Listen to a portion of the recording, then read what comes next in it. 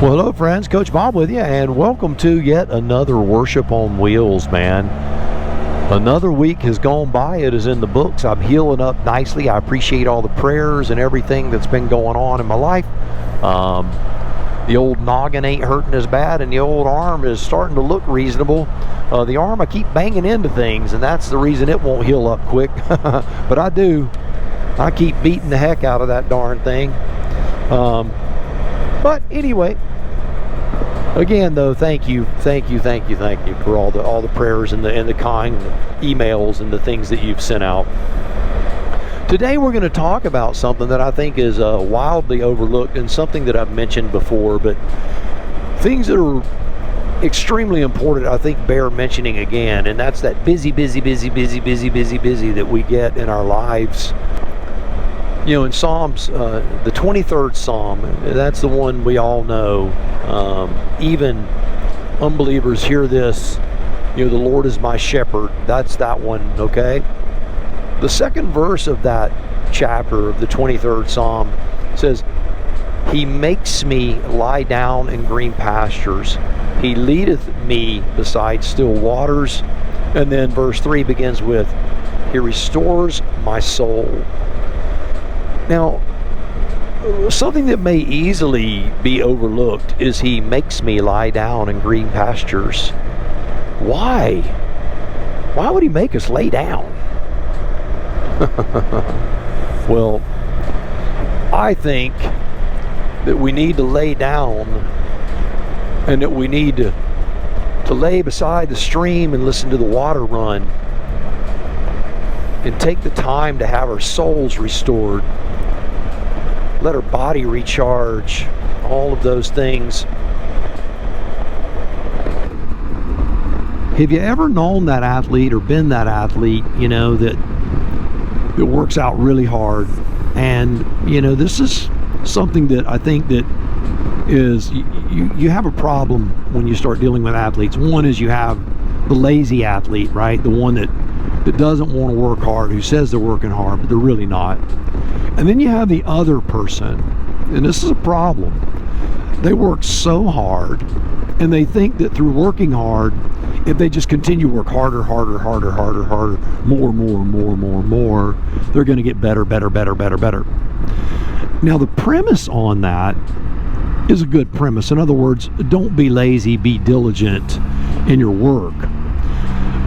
But the shortcoming of that is that you never stop, you never rest, you never recover, and then you end up being extremely fatigued, you get injured, and your performance goes backwards. Yeah, it does. And any of us who have ever overtrained understand that. Years ago, I was a bicycle racer and a pretty fast runner, but bicycling was my forte. I've done a time trial that was a 12-mile time trial where I averaged over 32 miles an hour on a bicycle. I was a beast. But one of the things that I had done, I rode up into a parking lot one day after a training ride with some friends, and I had an SUV, and I pulled up beside it, and you know, on racing bikes and bikes like that, your feet are they're clamped in, right? Well, for some reason, and maybe due to fatigue or whatever, and all cyclists have done this before, I go to step off the bike and I didn't turn my foot far enough, and it did not click out of the pedal, and the bike was sitting stationary, and I just fell over on my left hip. It hurt, put a big old bruise on me, but you know, I didn't think too much about it. Next morning I get up, I do a 20-mile run, whatever it was. I was a freak. Anyway, I went out, did a long run, because that was a Friday, and then the next morning did a long run. It hurt, but not bad. I mean, it wasn't stabbing, so I'm like, I'm okay, it's just a bruise. Get up Sunday morning, you know, go to church, do my thing. Lunchtime, go get out there, do a 40-50 mile hill ride. It was hurting, aching a little bit. That night it started feeling a little more stiff, you know. One thing leads to another, it just won't quit hurting. So I go to a doctor friend of mine, and he tells me exactly what I've done. He goes, it's not going to be debilitating. It's not going to keep you from walking, or keep you from running, or keep you from riding if you so desire. But it is going to slow you down. And if you don't take, all right, you ready? If you don't take 6 weeks off of really dropping the hammer, and he told me, he goes, I'm not telling you not to ride your bike. I am telling you not to run, but I'm not telling you not to ride your bike. I would say ride your bike 3 times a week. Just mildly spin, and you can consider that active recovery and therapy, and walk. I didn't listen to him. I did that for about a week, and I'm like, I feel better. And I started dropping the hammer again. 8 months later, I was hurting as bad as the day I did it. This time, when I went to see him, he's like, you've damaged more things. Now your recovery is a lot longer. So I delayed the inevitable, and I suffered a long time. All because I was unwilling to rest. I was unwilling to allow my body to restore. Most people think you get strong in the gym. You tear the muscles down in the gym, but you get stronger while you sleep. When your body's recovering is when you get stronger. It's good to do the work to tear the machine down. The proper stressors on the body are good. But without recovery, you're just destroying your body. You're not really making it better.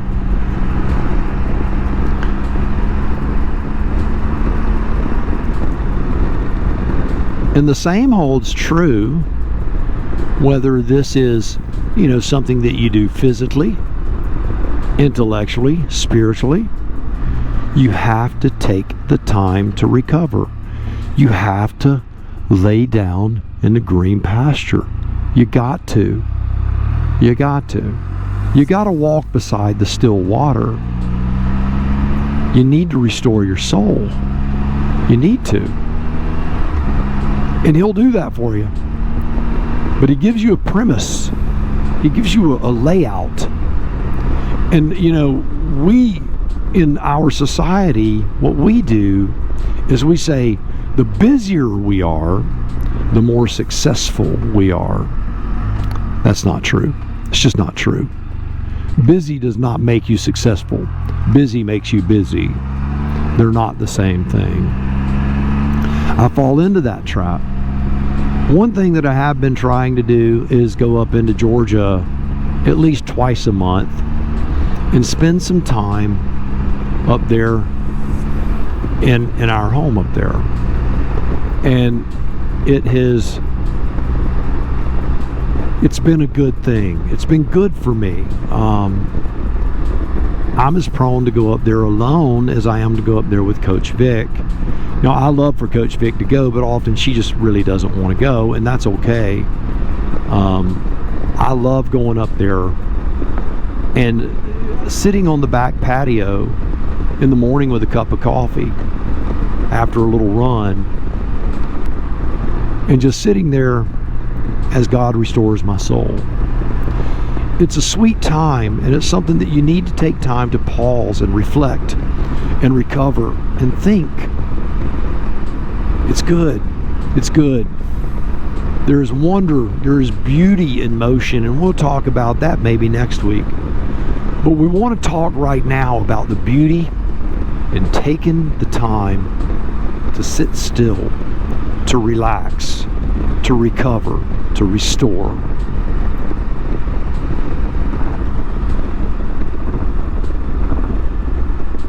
Here's a concept for you. If I were to put you down with the Iliad, that's the book by Homer. It's a good book, okay? But Coach Vic will tell. Sorry. But Coach Vic will tell you it is the most boring book ever written in humankind. That and Walden. She asks me when she can't sleep. She wants me to read those to her. Now I love that kind of stuff. But Coach Vic's like, but if you could take those books, take the most complex page and read it in a dimly lit room with just a reading light, where the air temperature is 72, with very soft classical music playing, how long would it take for you to start drooling on that page? And if the answer is, man, in 5 minutes, coach, I'd be sleeping, man. That doesn't mean that the book is boring. What that means is that you, my friend, are tired, and it's time to take a break. Turn off the TV when you get done with this video. Not before, but when you get done with this video, turn the television off. Go into a room. Just relax. Relax. Have a nice time of prayer and thought. Meditation. Just chill. Enjoy your life. You don't have to run all the time. It's okay to stop. And when you do, when you run, your run is going to be better. It's going to be more fun, and it's not going to be as exhausting. All right. Well, there you have it. Another Worship on Wheels in the books. So know this, you, yes, you are loved, and so am I. That is great news. Now, you go change the world. I'll see you on the road real soon.